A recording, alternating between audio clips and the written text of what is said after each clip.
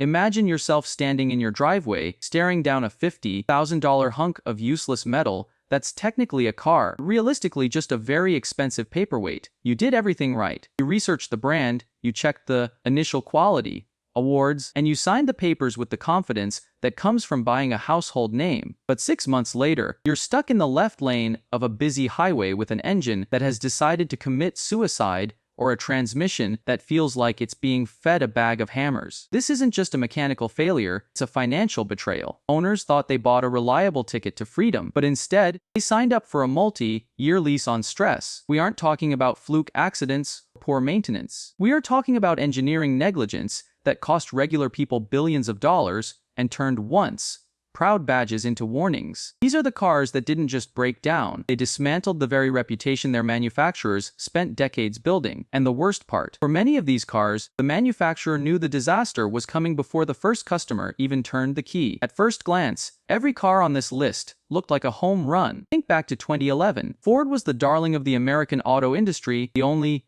Big Three. Remember not to take a government bailout. They promised us the Ford Fiesta, a European-style, fun to drive subcompact that achieved incredible fuel economy without being a boring penalty box. It was supposed to be the smart choice for students and commuters. Then you had the Volkswagen Jetta. The 2010 redesign, VW wanted to conquer America. They made it bigger, cheaper, and promised German engineering for the price of a Corolla. It felt like a grown-up car. People flocked to it because it felt more premium than its Japanese rivals. And who could forget the Hyundai Sonata? This was the car that officially ended the Hyundai is junk narrative. It was sleek, it looked like a Mercedes-Benz from the side, and it came with that legendary 10-year warranty. It was the ultimate value play. Even the luxury segment wasn't safe. The Audi A4 was the gold standard for the upwardly mobile professional, and the Range Rover Evoque was a design masterpiece that brought the prestige of Land Rover to a price point that young professionals could finally afford. On paper, these were the best cars in their respective classes. They won awards. They topped sales charts. They were the safe bets. Buyers believed they were getting cutting-edge technology backed by iron-clad reliability. It felt like they were winning. But this is where the story takes a dark turn. The nightmare never starts with an explosion. For Ford Fiesta owners, it started at the stoplight. You'd pull away, and the car would shudder. Just a tiny vibration, almost like the car was shivering. You'd take it to the dealer, and they'd tell you, "Oh, that's just how these new dual-clutch transmissions work. Automated manuals. It's normal." But it wasn't normal. Within weeks, that shudder became a violent clunk. Car would hesitate for 3 seconds before entering a busy intersection, leaving you stranded in the path of oncoming traffic while the engine revved helplessly. In the Hyundai Sonata, the warning was even more subtle. A slight tick-tick-tick from the engine bay sounded like a sewing machine. Most owners ignored it. Then came the oil consumption. You'd change your oil, and 1,000 miles later, the dipstick was dry. No leaks on the driveway, no blue smoke from the exhaust. The oil was just vanishing. Audi A4 owners experienced something similar. Their sleek, turbocharged engines were burning a quart of oil every few hundred miles. Dealers called it within factory spec. Imagine paying $40,000 for a luxury car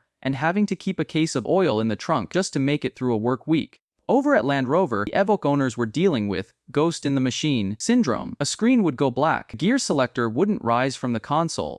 Gearbox fault. Message would appear and then disappear. It was annoying, but surely a software update would fix it. This wasn't just a few lemons. These were patterns emerging across hundreds of thousands of vehicles. On forums, the threads weren't about, "Look at my new wheels." They were titled, "Is my car supposed to do this?" and "Why won't the dealer help me?" The tension was building, and for many, the worst part was realizing they weren't alone. They were just the first ones to hit the wall. Let's look under the hood at the actual carnage, because the technical failures here are legendary for all the wrong reasons. 1.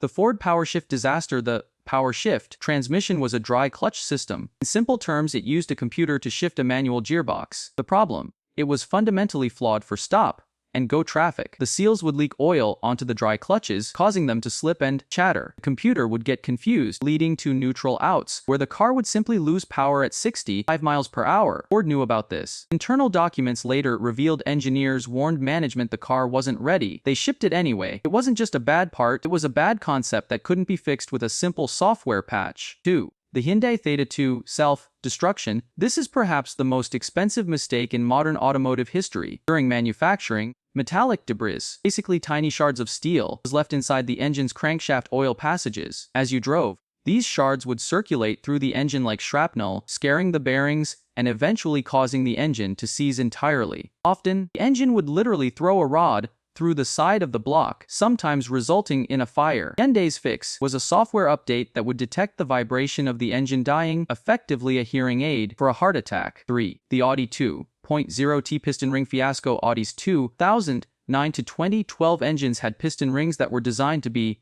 low friction to improve fuel economy. The problem: they were too low friction. They didn't seal properly. This allowed oil to bypass the rings and burn in the combustion chamber. This led to massive carbon buildup, fouled spark plugs, and eventually, total engine failure. If you didn't check your oil every Monday morning, your engine was a ticking time bomb. 4. The Volkswagen Jetta.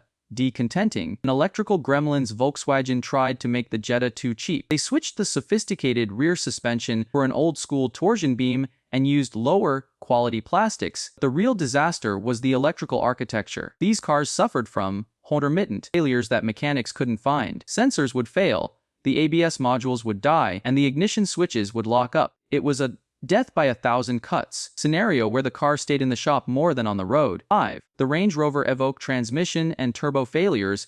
The Evoque used a 9-speed ZF transmission that was never properly calibrated. It would hunt for gears, shift so hard it felt like you were rear-ended, or simply refuse to move. Couple that with turbochargers that would fail prematurely, often taking the engine with them, and you have a vehicle that looked like $1 million but felt like a liability. And if these failures happened once, they almost always came back. You'd get a new transmission in your Fiesta, and 10,000 miles later, the shutter was back. You'd get a new engine in your Sonata, and the tick would return. This is where ownership turns into pure regret. We aren't just talking about a $500 repair. We are talking about $5,000 to $10,000 bills for cars that were often only worth $12,000. Imagine you're a college student who bought a 2012 Ford Fiesta. You're working part-time, and suddenly you're told the transmission control module is backordered for 6 months and will cost $2,500. You still have a car loan. You're paying $300 a month for a car you can't drive,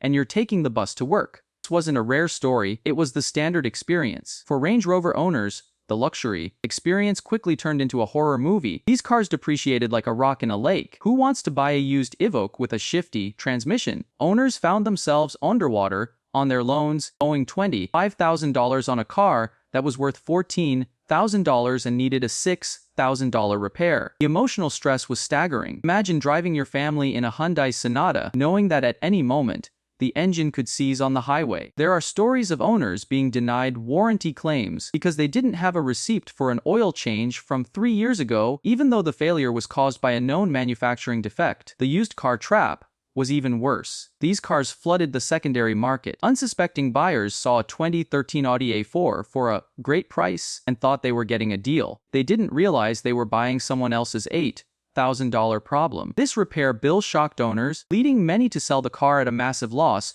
just to escape the cycle of breakdowns. How did these giants respond to their customers' suffering? In many cases, it was a masterclass in gaslighting.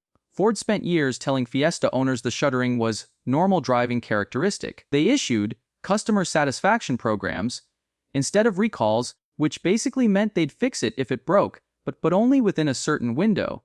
It took a massive class action lawsuit and an investigative report by the Detroit Free Press to reveal that Ford knew the PowerShift was a lemon before it launched. They eventually paid out millions, but the damage to the Ford name in the small car segment was permanent. They effectively stopped selling sedans in North America shortly after. Hyundai and Kia were eventually forced into one of the largest settlements in history, offering lifetime engine warranties to millions of owners. But the fix involved a knock sensor detection system that would just put the car into limp mode when it detected the engine was about to explode. It didn't prevent the failure, it just gave you a warning to pull over before the fire started. Audi faced a massive class action lawsuit over the oil consumption issue, eventually agreeing to repair engines and extend warranties. For the thousands of owners who had already traded their cars in for a fraction of their value, the justice came too late.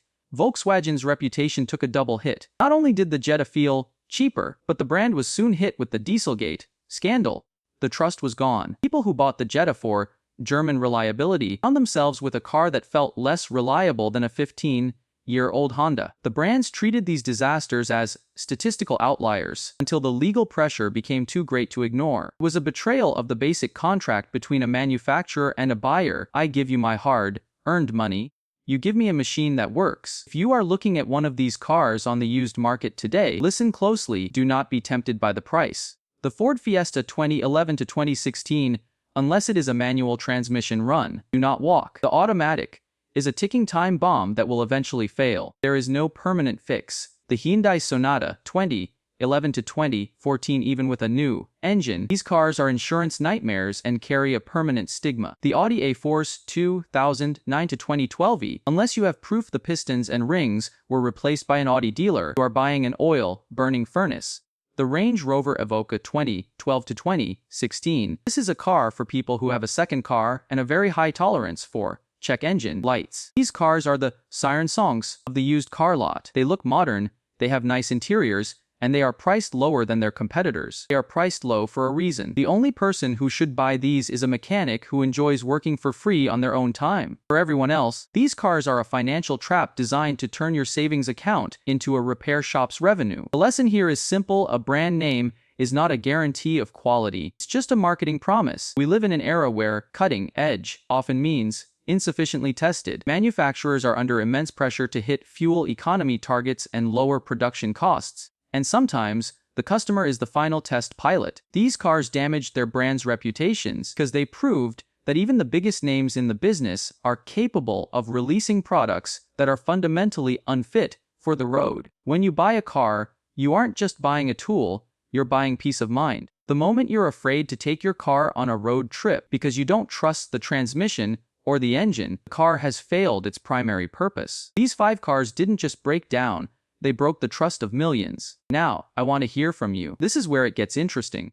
Have you ever owned one of these nightmare cars, or did you actually have a different experience? Some people swear their 2012 Fiesta has 200,000 miles on the original transmission. Are they lucky, or are the rest of us just exaggerating? More importantly, which car do you think is the biggest ownership nightmare of the last decade? Is there a car that belongs on this list that I missed? Maybe the Nissan Altima with its CVT issues, or the early Tesla Model S build quality? Drop a comment below. I want to hear the horror stories the manufacturers want us to forget. And if you want to stay informed so you don't end up with a $20,000 paperweight in your driveway, hit that subscribe button. We're uncovering the disasters others are too afraid to talk about.